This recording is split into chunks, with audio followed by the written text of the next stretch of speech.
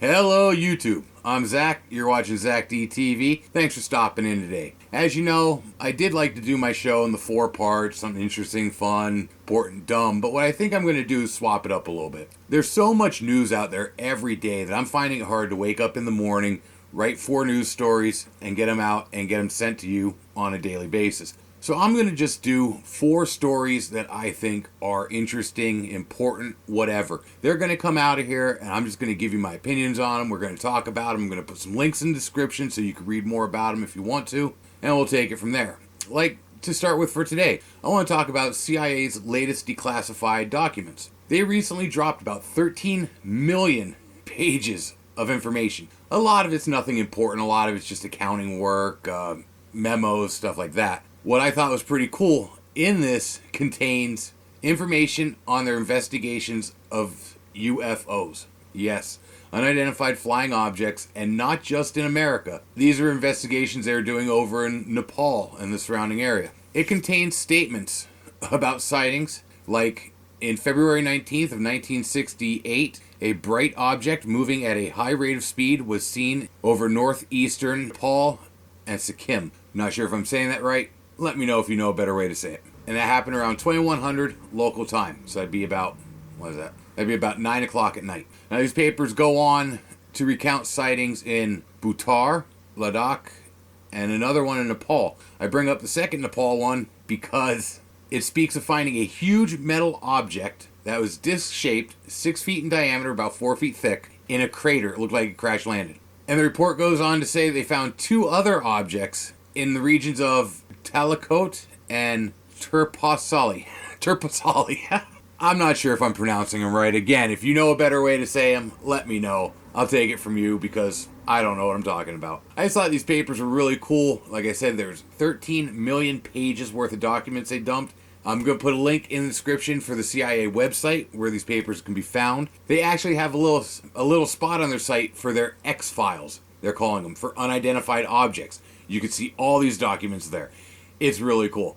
Check it out if you want to know more. For my next story, I found this one was just funny and I had to include it. There's a guy from Florida. He lives in Jupiter, Florida. His name is Josh James. 2 first names, you know there's an issue. He was charged with aggravated assault with a deadly weapon, illegal possession of an alligator, and second-degree petite theft. What this guy did is he went to Wendy's, ordered some food at the drive-thru. The server handed him his drink, and then he decided to toss a 3.5-foot alligator in the window. This story happened back in October, if you remember it. Well, they just finally charged the guy for it. He's sitting in jail right now, and they are actually going with assault with a deadly weapon for throwing an alligator into the store. By the way, the petite theft, he never paid for his drink. So, there you go. I'm really glad I came across this story because it really did give me something to chuckle about. Next up is something I came across that actually kind of pissed me off today. I was reading through my Twitter feed, and I noticed some stuff about ACLU defending itself, putting up posts about its stance on free speech. So I had to look into it. What I found is the ACLU, who was protecting Gavin Grimm, he's a transgender fighting against the school system just to be treated as an equal, trying to stop NSA from spying on us on Facebook. They're helping people who are being deported under Obama, Trump, it doesn't matter. They help stop deportations. They defend people's rights to own guns. And they even publish pamphlets in several languages, PDFs in a lot of languages, to help people understand their rights and what to do when arrested or detained or approached or any of that. This is an organization that is out to help people. And today they are getting hate. Absolute hate. And it's because they're defending Milo Yiannopoulos. You know my stance on this guy if you've watched my channel for a while. I don't agree with everything he says. I think he's a great debater. I think he brings a lot of good points to the table, and I think he can change people's minds. I don't agree with his message, though. I feel he has powers that could be used for good. But the ACLU is defending him, as they should, because he has a right to free speech. This is causing people to freak out. People are telling him they're going to quit giving him donations, unsubscribing to him on Twitter, pulling any support from him, telling them that they're part of the problem, calling them Nazis, hate sympathizers, totally trashing the ACLU. In fact, there's even people on their website, I have their Twitter up right now, that are saying things like freedom should be taken away from people. Freedom of speech should be limited. And of course, there are a number of people also saying, thank you for your principles.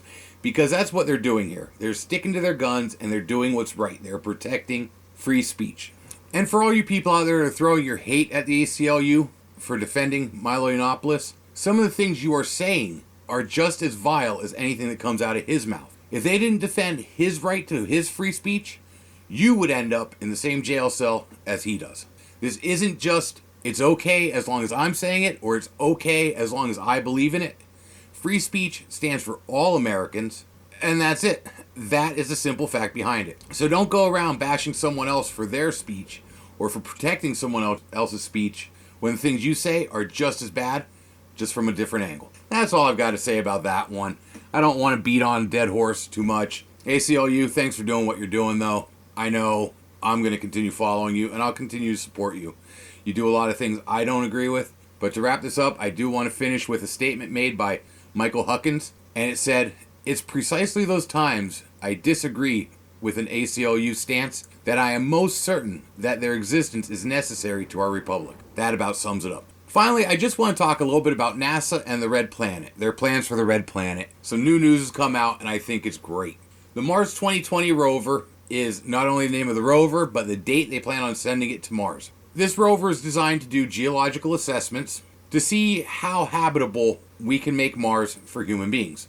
It's also going to search for remains of life on Mars and assess the amounts of natural resources that would be available to a human colony. Something I found pretty interesting about this piece is they did narrow down from 30 different locations to 8 for a landing site. All 8 of these locations are spots where it'd be high in likelihood of finding life. Places like riverbeds or lake beds, crater that used to be filled with water. It's amazing to think there was running water. There are marks from rivers up there, and now it's just deserted and vacant.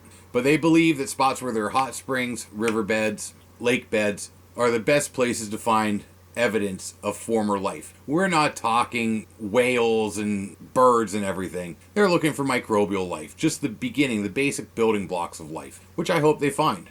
The coolest part about this mission, though, is they plan on using a drill on board this rover to drill out rock samples that will make it back to Earth. They plan on doing this through multiple missions, with the starting out by drilling the sample, and then they're going to have to pick up the sample. They're going to have to get that sample into space and sent back to Earth. This should be the first return trip to Earth ever. These people have high hopes. I love the science that goes into this. I'm glad we have rocket scientists. And with that wraps it up for me. Let me know what you think. Should I stick to my 4-piece format? Should I just go with something I feel more comfortable talking about every day? Let me know. I do this for you guys, and anything I could do to grow is a good comment in my book. Remember, if you like what I do, you can subscribe down below.